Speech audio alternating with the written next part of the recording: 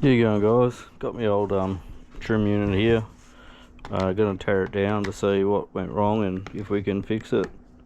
Just start off by taking these 1, 2, 3, 4, 5, 6 Torx heads. I think this is a T30.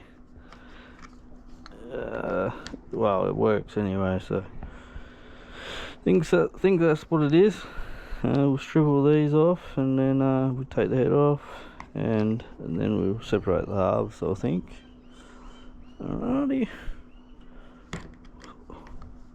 skip through this and move on.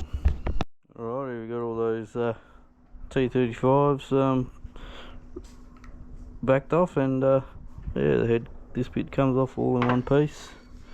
That's what it looks like in there. It's not the prettiest compared to the new one. If you want to see it, I've got another video of me actually replacing this bit on my other motor. So what we'll do is we'll remove this belt and separate these halves. I don't actually have an Allen key that big or that small to fit in there, so we'll just remove this gasket. It's just got a bit of hot glue that holding that, and then just going to remove that belt manually with a pick. Probably not ideal if you want to reuse it, but it's pretty worn, so we're just going to pull that off anyway. So I just leveraged it off with a scribe. I think we can see what the problem is here. That shaft there should have a clip on the end, but it's just moving freely, so it should be locked in position. So I'd say that's what the drama is. So we'll take these 4 screws out. I think they're the same, the 35s, out of the side there, and separate the halves. Alrighty. So yeah, these are T35, so just want to loosen off the sides and the other 3, and we'll separate it. Right, we got those screws out. We're just going to separate the halves. You just want to be gentle. There's just 2 wires in the top there, so just applying pressure to the sides. That ring there is coming loose, so see if we can get to the top. There's 2 wires right there, so don't want to pry it too much, and we'll just wiggle it till we separate the halves. And here we are. There's the halves here. So this side's got the motor in it. There's the belt. So I just want to video this for future reference also. There is that C-clip that should be on the end of the shaft. So you can see there, let's see if I can pull it out, but the shaft is there.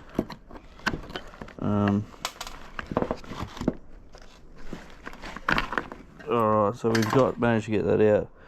That should have the C-clip sitting on there, holding that in place, but it's fully worn. So I'm going to try and see if I can get a spare for this guy. So we've got a good spare if the new unit decides to do the same thing eventually.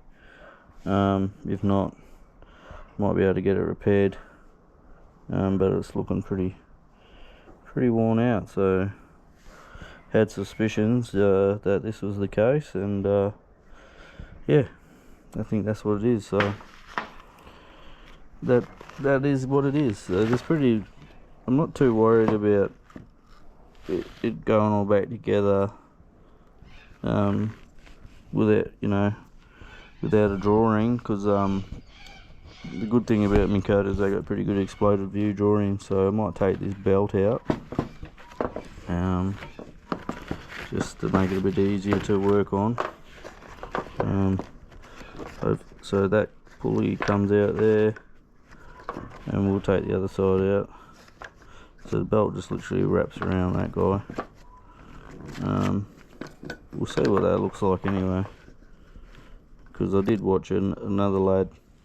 he had his and it was quite corroded, but I always douse this down with a good amount of lanolin, so this one's in pretty good nick for what it is. So, but the grease, it all needs a good clean out and repacking. But yeah, so there's the control module there. That just looks like it sits in there. What I might do is I might just strip this part, repack it with grease and give it a birthday, and that way if I do get a new shaft then we've got a good spare. If not, something else wears out, we've got these bits and pieces. Yeah, alright, well, it was kind of an anticlimax because I sort of had suspicions what went wrong, because it's quite common, which is unfortunate. They don't you know, have spares. I've had to purchase a spare unit when I could have just got this shaft, which probably wouldn't be too dear. So anywho, no point crying about spilt milk. We'll try and remedy the sitcho, and yeah, enjoy.